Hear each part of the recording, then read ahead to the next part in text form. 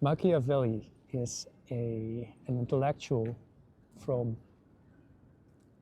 the Roman times. I'm not actually sure which times, but he was from Rome.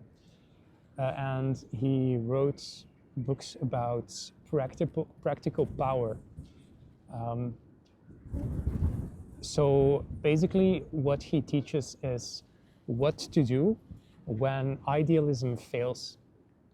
So he gives rules for having power over control over people or over outcomes, and how you do that in a practical way that people don't like, but it's a very real explanation, a very deep insights by him. And I want to share in this video what you can learn from that. And then on the moral side of things as well, I want to explain some things also. So first things, what you need to know, it's important when we talk about Niccolo Machiavelli, the time he was in is a time where the state of Italy was in chaos.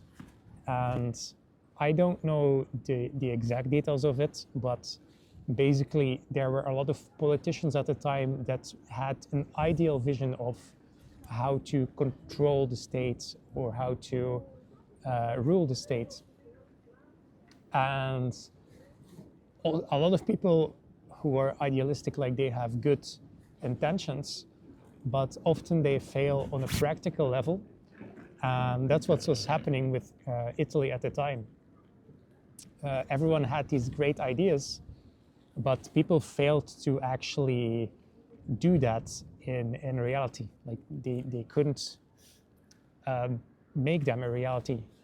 And so there were a lot of people who also had different ideals, and because nobody, everyone was trying to get like a good image, but nobody was actually succeeding in giving order to the state of Italy at the time.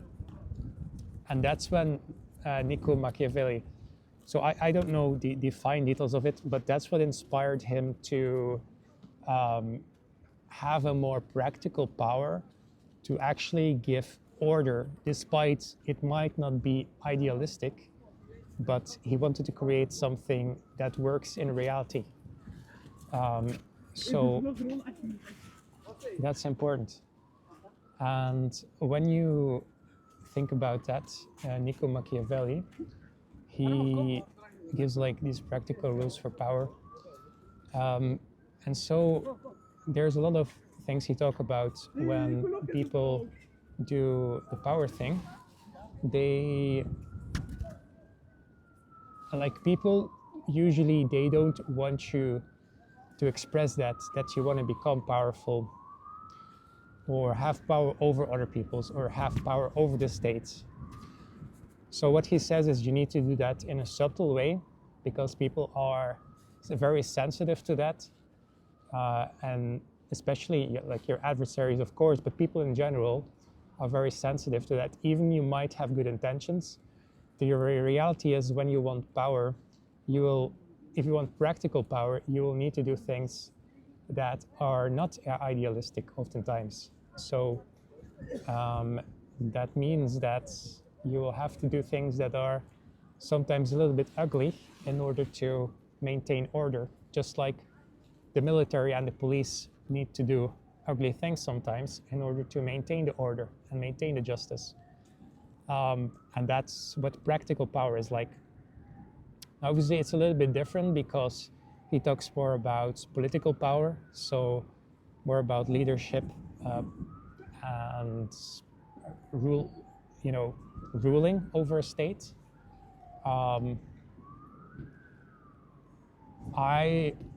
don't remember all the fine details of the book.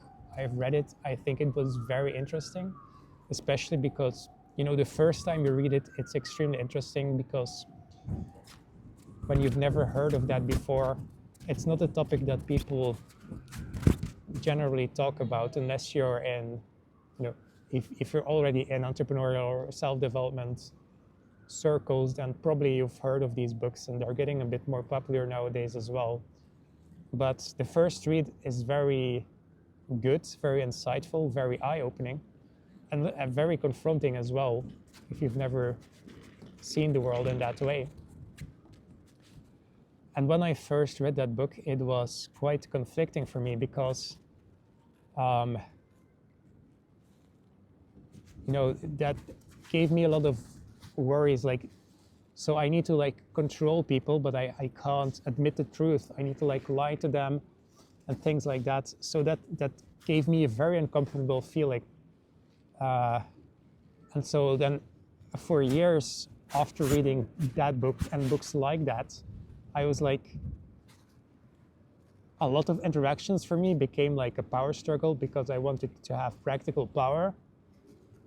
And I didn't know how to do that in a way that was mutually beneficial. Because I thought that if I want to have power, that means I have the power and the other person can't have the power. But the reality is not like that. And it depends on, the spiritual evolution, but it is true. It depends on the state you are in as well. Because even if I say this now to you, that power can be mutually beneficial, if that doesn't resonate with you on a spiritual or psychological subconscious level, then I can just say that to you, and you might think about it intellectually, but you won't understand it at your core, because you still think that you need to have that everything is like a zero-sum game, that if you win something, then the other person has to lose. And the reality is that sometimes that is the case. Some situations are zero-sum games, and that's sometimes ugly, but that is the reality. But the flip side of the coin is that a lot of situations are situations where you can have mutual benefits and where you can elevate yourself together as a society or as a community. And that's the beautiful thing about life, that especially for me now, coming out of these power struggle games, recently, only in the recent years coming out of that, it's a very uplifting experience, because that was very dark. I went into something that felt very, I wanted to explore reality at its deepest state, but that felt very dark for quite some years. And now that I'm coming out of that, it is so great to see that I can become someone powerful, and I can actually use that power to uplift people that I care about, uplift the community, uplift parts of the world that I care about. And so I'm just beginning to explore that, but I think that's very cool to know that not everything is like a zero-sum game, and there is still a lot of like good things that you can do. And there are actually very sound reasons for why you should strive to have power. But the thing is, you need to strive to have power in the right way.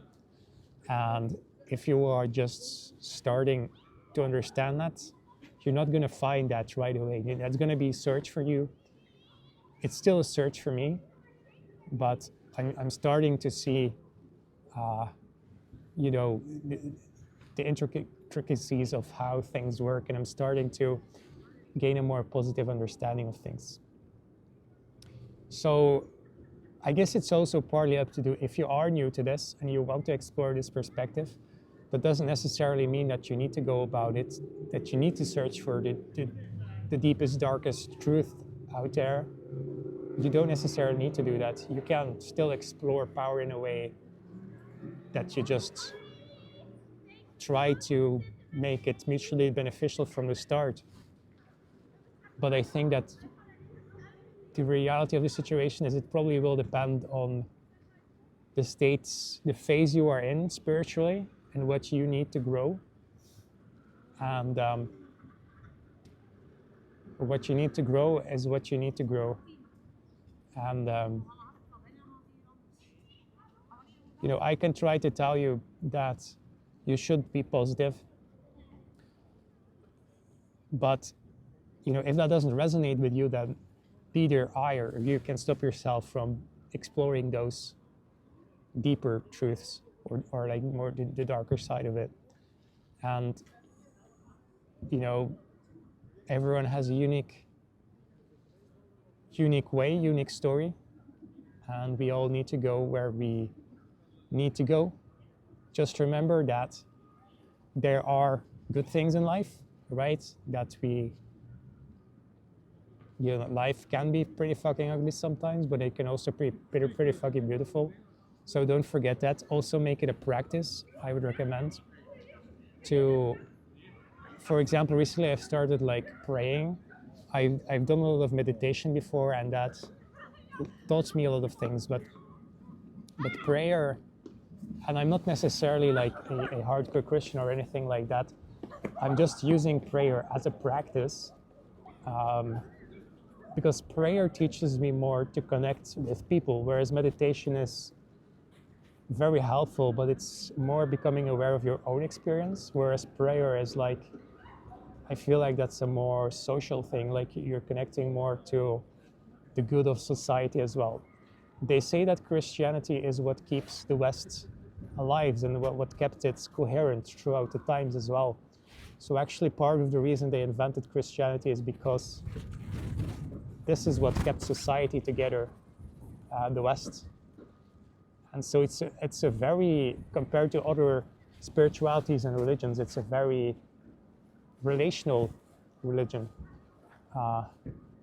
And so I'm praying as a spiritual experience, but also just to deepen my intimacy, you could call it, or like connection with society as well. And like caring for people you love, right?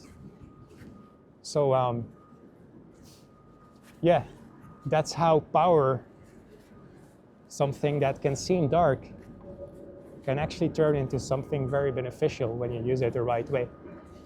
And that should be the goal of it, right? So I hope you enjoyed this video. Check out my next video if you want. I'll see you guys next time. Have a good time. Bye-bye.